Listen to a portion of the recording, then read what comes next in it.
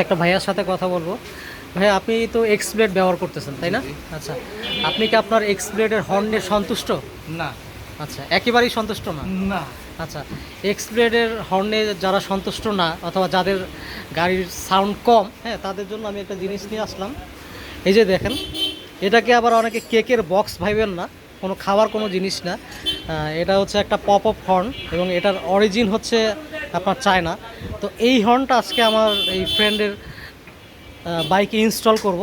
চলেন এটাকে একটু আনবক্সিং করি। আনবক্সিং করার পরে এটার ফিডব্যাকটা আমরা আপনাদের মাঝে দিব। হর্নটাকে আনবক্সিং করতেছি, দেখি বক্সের ভিতরে কি কি আছে। বক্সটা খুবই সুন্দর করছে। আচ্ছা, খোলার পরে প্রথমে আমরা দেখতেছি একটা পপ আপ হর্ন। এই যে দেখতে পাচ্ছেন, একটার সাথে সাথে আরেকটাও আছে। এই যে দুইটা হর্ন আমরা এই বক্সের ভিতরে পেয়ে গেলাম এবং এই হর্ন দুইটাকে ইনস্টল করার জন্য সাথে কি কোনো ক্লাম আছে ভাইয়া? দেখেন তো, হ্যাঁ, এটার সাথে কিন্তু দুইটা, এই যে একটা ফ্রি ক্লাম দিয়ে দেওয়া হয়েছে, সাথে স্ক্রু আছে। আপনারা চাইলে একটা না দুইটা, এই যে দেখেন, দুইটা হর্নের জন্য 2 পিস ক্লাম দিয়ে দেওয়া হয়েছে, প্লাস এসে দুইটা স্ক্রু দিয়ে দেওয়া হয়েছে। আপনারা চাইলে এইভাবে ইনস্টল করতে পারেন। এখন চলুন আমরা ইনস্টল করে ফেলি।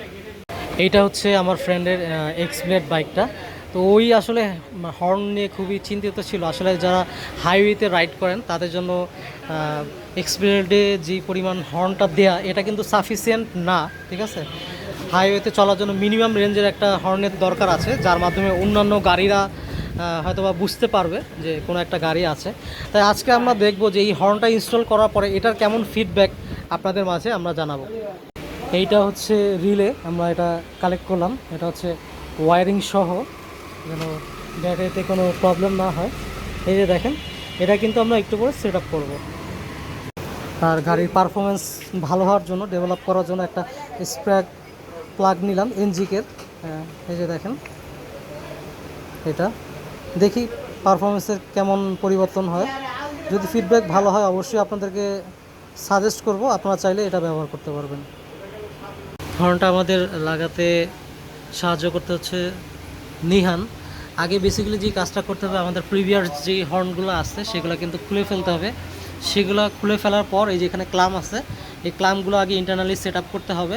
দেন হচ্ছে যে প্রিভিয়াস যে জায়গাটা আছে ওই জায়গার ভিতরে এই হর্নগুলো সেট আপ করতে হবে।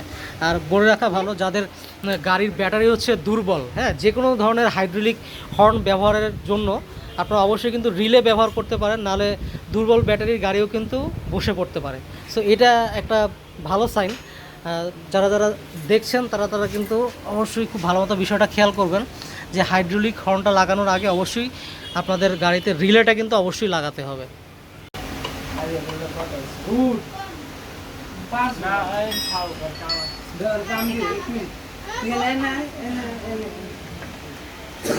এই যে হর্নটা ইনস্টল করা হচ্ছে, দেখতে পাচ্ছেন।